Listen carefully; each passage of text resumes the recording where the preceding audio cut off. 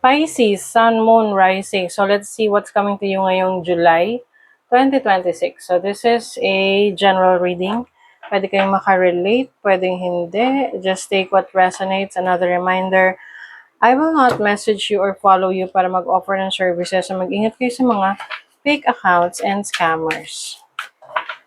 Kung gusto ng private reading, just go to my website, mysticqueenph.com, or you can book for a reading directly sa aking calendar. Link on the description or comment section. Okay. Pisces, what's up? What's the energy? Pisces. Okay, fire. Oh, very kayo ngayon. Excited? Maaring marami kayong energy ngayong July to do things. Yung tipong mas ka ngayon, mas gising na gising. Mas active ka ngayon kesa nung nakaraang buwan. Pwedeng meron kang project, may tatapusin ka. Also have Mercury, communication.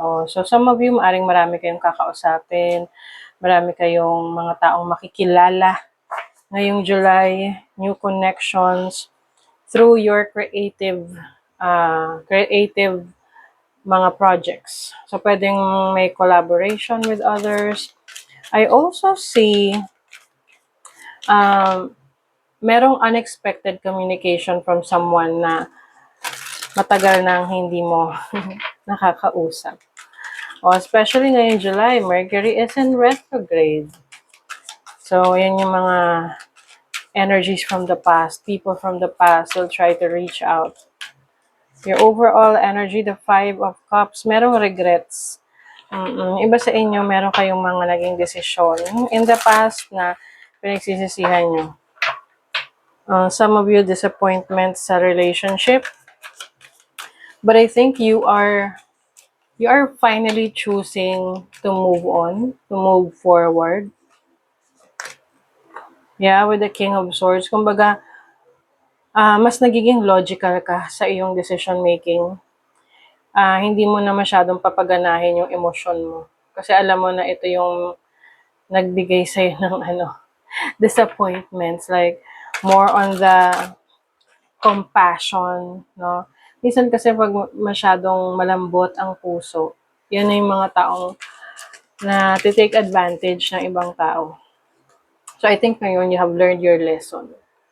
You have learned your lesson now, mas ka ngayon, mas maingat sa mga desisyon mo, mga taong pagkakatiwalaan mo. Pwede kasi nagkaroon ka ng trust issues with someone, and you finally realize na kailangan mo i-protect yung energy mo, yung sarili mo. Now, your challenge is the 9 of Cups. So, as a challenge, pwedeng meron kang mga pangarap na hindi mo siya consistently natutupad. Ano yung sabihin nun? Yung sabihin meron kang goal, pero lagi mo lang siya iniisip. Tapos, minsan magte-take ka ng action dun sa goal mo na yon. Tapos, alam mo yun, hindi ka ganun ka-committed.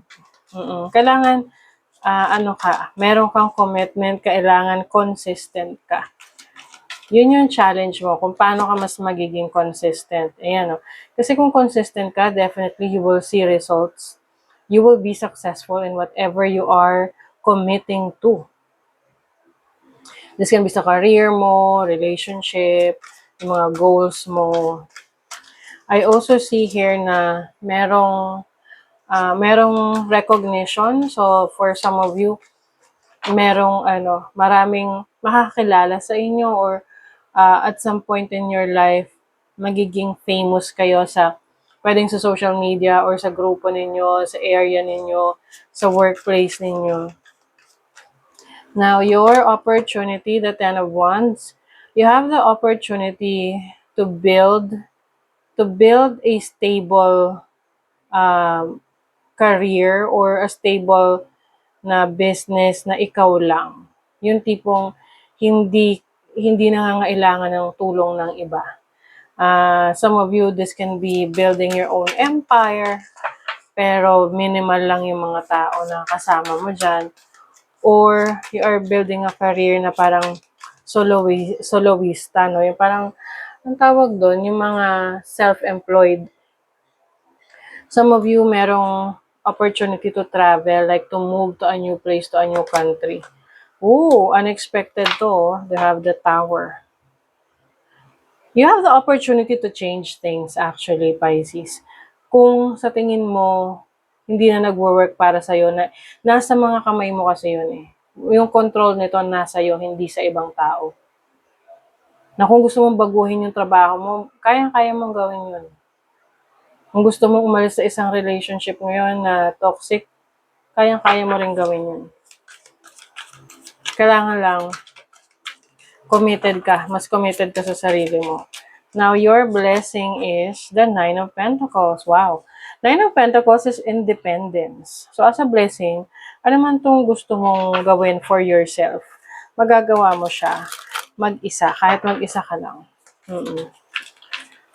Yung iba kasi natatakot na, ay, baka hindi ko kayanin, baka kailangan talaga, meron akong katuwang sa buhay. Some of you, kaya nyo on your own. Kailangan nyo lang maniwala. You have the Hierophant. The Hierophant is mentorship. This is wisdom. So, I think you will be given wisdom. Ayan yung blessing sa inyo. Yung wisdom na yan, nanggaling yan sa inyong experience, nanggaling yan sa mga na-realize nyo sa inyong mga pinagdaanan in the past, whether this is relationship, career path. Merong i-heal, you're going to heal from your past. Or meron kang in the mundane energy, pwede ito may papaayos ka sa bahay, mga hindi na gumaganang mga appliances na pwede pang ayusin. Oo. Some of you, maaring nag-aalala sa mga pagbabago or mga pagsisimula na gagawin ninyo. Siyempre, ganun naman talaga minsan sa una nakakapag-alala, lalo na kung gagawin mo yan mag-isa. But you just have to believe in yourself. Kaya mo eh. Meron kang decision na gagawin, major decision. Pwedeng iba sa inyo merong mga court cases, legal matters, important decision to make na kailangan mo talagang pag-isipan ng maigi. Kasi pag hindi mo yan pinag-isipan, ikaw rin naman ang problema in the end. May kailangang tapusin. I-let go. Okay. Diba? Change talaga sinasabi rito. A resistance to change is a resistance to life itself. Open your heart and mind to new beginnings. That is your message, Pisces. Maging bukas sa pagbabago. So, that is your reading. Thank you so much. See you again.